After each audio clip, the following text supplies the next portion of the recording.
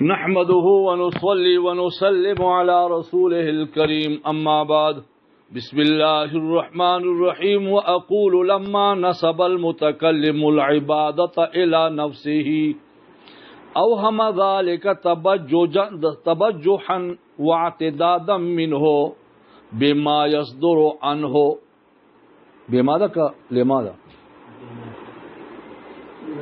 بما يصدر عنه فعقبه بقوله وإياك نستعين ليدل على أن العبادة أيضا مما لا يتم ولا يستتب له إلا بمعونة منه وتوفيق.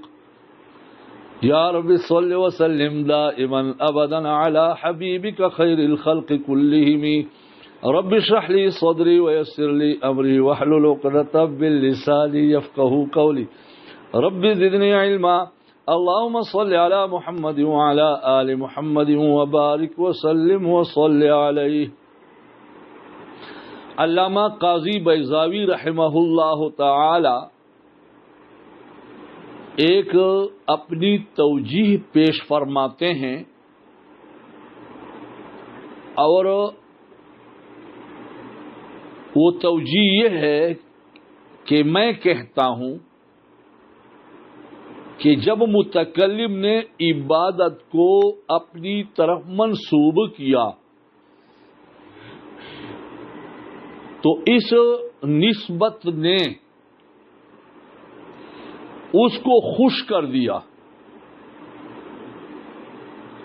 اور اس میں یہ وہم پیدا کر دیا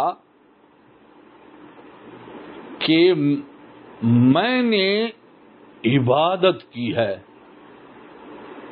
تو اس میں اپنے وزن اور ویلیو کا وہم پیدا ہو گیا.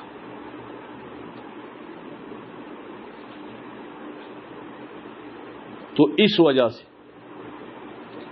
اس کے بعد انہوں نے وَإِيَّاكَ نَسْتَعِينَ لایا تاکہ وَإِيَّاكَ نَسْتَعِينَ دلالت کرے اس بات پر کہ عبادت بھی اسی قبیلہ سے ہے کہ وہ خود تام نہیں ہوتا اور مستقیم نہیں ہوتا مگر اللہ تعالی جل جلالہ امن والو کی مدد اور توفیق سے. وَأَقُولُ اور میں کہتا ہوں لما نسب المتکلم العبادت، جب متکلم نے عبادت کو منسوب کیا الی نفسہ اپنی طرف، اوہم ذالک اس نے وہم پیدا کیا، تبجحاً اس کے خوش ہونے کی، واعتدادا منہ اور ویلیو کی اس کی طرف سے، ویلیو وزن، بما یصدر منہ اس چیز کی وجہ سے جو کہ اس سے صادر ہوئی ہے کہ میں تو اللہ تعالی جل شانہ کی عبادت کرنے والا ہوں، کتنا بڑا درجہ ہے میرا. بعض لوگ ایسے ہوتے ہیں. ایک آدمی نے 2 رکعت نفل پڑھی مغرب کے بعد، پھر وحی کے لیے انتظار کر رہا تھا. کسی نے کہا کہ جلدی آؤ وہ دودھ دوہنا ہے. اس نے کہا خدا آپ کا بھلا کرے، میں تو انتظار میں تھا وحی کے لیے، لیکن تم نے میرا خلل ڈال دیا، قریب تھا کہ وہی آتی. تو ہم 2 رکعت نفل پڑھتے ہیں تو وہ بھی ایسا ہی ہے کہ وہی کا انتظار کرتے ہیں. اور نماز بھی کیسی ہوتی ہے اللہ. بہرحال وحی کا دروازہ تو بند ہے. یہ تو ویسے ایک لطیفہ ہے کہ بعض سادہ لوگ ایسے ہوتے ہیں، لیکن حقیقت یہ ہے کہ ہم کون، ہماری عبادت کیا ہوگی.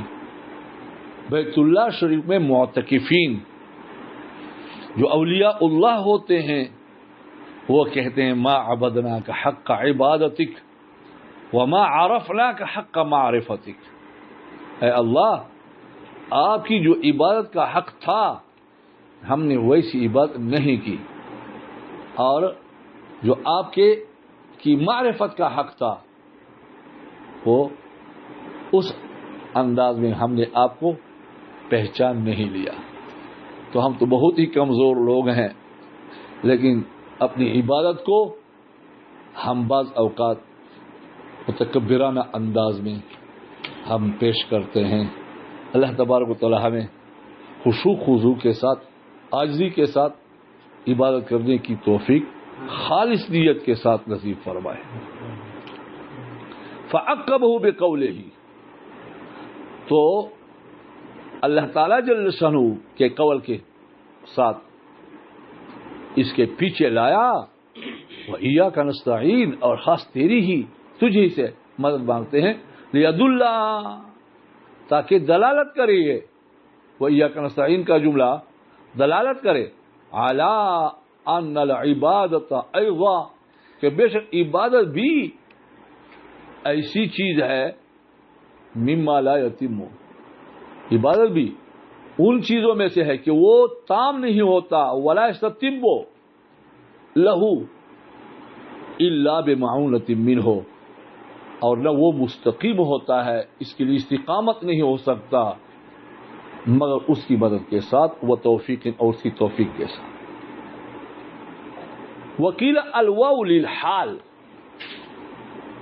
اور یہ بھی کہا گیا ہے کہ واو حال کے لیے آیا ہے، والمعنی نعبدک مستعینین بک، ہم تیری عبادت کرتے ہیں اس حال میں کہ ہم تجھی سے مدد مانگتے ہیں۔ لیکن اس پر علامہ قاضی بیضاوی رحمۃ اللہ علیہ نے قیل کا حکم کیا ہے، کیونکہ یہاں اعتراض وارد ہوتا ہے۔ وہ اعتراض یہ وارد ہوتا ہے کہ مضارع مثبت جب حال واقع ہوگا تو وہ واو کے ساتھ نہیں آتا، وہ ذوالحال اور اس حال میں رابط جو ہوتا ہے وہ واو نہیں ہوتا بلکہ ضمیر ہوا کرتا ہے، اور یہاں ضمیر نہیں، اس وجہ سے یہ واو صحیح نہیں۔ اس کا جواب یہ ہے کہ یہاں ضمیر محذوف ہے جو رابط ہے، نعبدک، ایاک نعبد و ایاک نستعین، ونعبدک نحن مستعینین بک، یہاں نحن کیا ہے؟ محذوف ہے، اور جب نحن آیا وَنَحْنُ إِيَّاكَ نَسْتَعِينُ، یہ ایسا ہے، وَنَحْنُ إِيَّاكَ نَسْتَعِينُ، تو یہ جملہ اسمیہ ہوا اور رابط آ گیا جو نحن ہے۔ جب نحن ہے تو اس وقت پھر واو جملہ اسمیہ میں جائز ہے۔ دوسرا جواب یہ ہے کہ ہم مانتے نہیں کہ یہاں ضمیر نہیں ہے، ایا کا جو ہے وہ پہلے ہے، اسی لیے تو پہلے لایا گیا ہے کہ ضمیر رابط کی حیثیت سے آ جائے۔ بہرحال اگر آپ کہیں کہ مضارع مثبت اگر آپ حال واقع کرتے ہیں تو اس پر واو داخل نہیں ہوتا، ضمیر داخل ہوتا ہے، تو یا تو نحن ہم محذوف مانتے ہیں یا ایا کا موجود ہے اس کو لاتے ہیں، اور جب ضمیر پہلے ہو تو پھر واو کے ساتھ وہ حال واقع ہو سکتا ہے۔ لہذا چونکہ یا ضمیر نحن اس کے لیے محذوف مانیں گے یا ایاکا کی وجہ سے آپ تعویل کریں گے، اس وجہ سے اس کی بابت کہا کہ یہ کیا ہے، یہ کمزور ہے، قیل کا لفظ استعمال کیا گیا۔ وقرئ بکسر النون فیہما، اور یہ کسر نون کے ساتھ دونوں میں نون کو کسرہ کے ساتھ پڑھا گیا ہے. وقرأ اور پڑھا گیا ہے بے کسر نون کے کسرہ کے ساتھ فیہما دونوں میں ایاک نعبد و ایاک نستعین وہی لغت بنی تمیم. فإنه یکسرون حروف المضارعہ پس بے شک وہ علامت مضارع کو کسرہ دیتے ہیں سول یا کے علاوہ.